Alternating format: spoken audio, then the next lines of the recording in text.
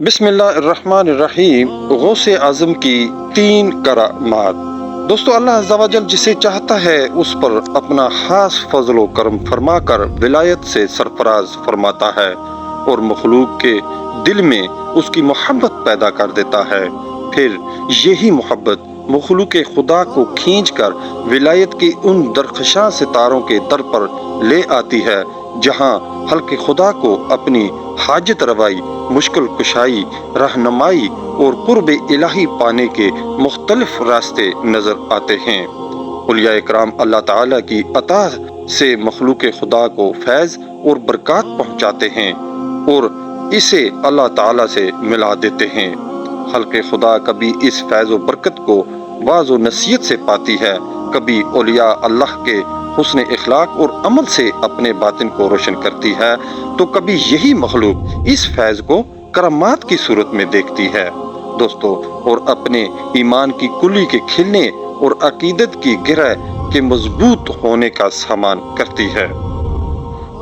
غوث اعظم محبوب سبحانی حضرت شیخ سیدنا عبدالقادر جیلانی کی ذات گرامی سے بھی بے شمار افراد نے فیض پایا ہے اور پا رہے ہیں اور تا قیامت پاتے رہیں گے، بلکہ انشاءاللہ عز و جل بروز قیامت بھی فیوز و برکات سے حصہ پائیں گے۔ آپ کی ذات سے بے شمار کرامتوں کا صدور ہوا ہے، ان میں سے 3 کرامات ملاحظہ کیجیے۔ نمبر 1، ہوا میں اڑ کر غائب ہو گیا۔ شیخ عبداللہ محمد حسینی قدس سرہ نورانی بیان فرماتے ہیں کہ ایک مرتبہ میں اور شیخ علی بن حیتی رحمۃ اللہ علیہ القوی حضور غوث اعظم علیہ رحمۃ اللہ کرام کی خدمت میں حاضر ہوئے تو دیکھا کہ ایک جوان دروازے پر پڑا ہے اور اس نے ہمیں دیکھتے ہی کہا کہ میرے لیے حضور غوث اعظم سے سفارش کر دینا۔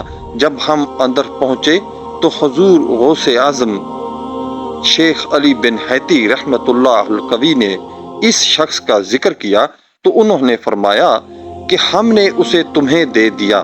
شیخ علی بن حیتی رحمۃ اللہ علیہ القوی نے اس جوان سے آ کر یہ بیان کیا کہ میری سفارش تمہارے حق میں قبول ہو گئی ہے۔ وہ شخص فوراً ہوا میں اڑ کر غائب ہو گیا۔ پھر ہم نے حضور غوث اعظم رحمۃ اللہ علیہ سے اس معاملے کے بارے میں دریافت کیا تو انہوں نے ارشاد فرمایا، وہ مرد صاحب حال تھا، ادھر سے گزرا اور دل میں یہ خیال لایا کہ میری مثال یہاں کوئی نہیں ہے۔ ہم نے اس کا حال سلب کر لیا، چھین لیا۔ اگر شیخ علی بن حیتی نہ آتے تو وہ یوں ہی پڑا رہتا۔ دوستو، اللہ کے حکم سے مر جا یہ دوسری کرامات میں سے ہے۔ حضرت سیدنا ابو العباس احمد بن رحمۃ اللہ تعالی علیہ فرماتے ہیں کہ ایک مرتبہ حضرت سیدنا غوث اعظم ایک جامع مسجد منصوری تشریف لے گئے۔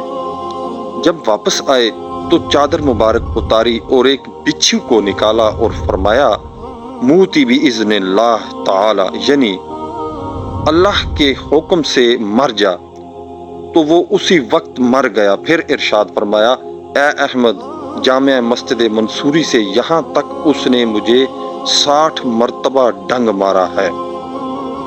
اور تیسری کرامات میں سے ایک کرامت یہ بھی ہے کہ قافلہ ڈاکوؤں سے بچ گیا، یہ ایک کرامات ہے۔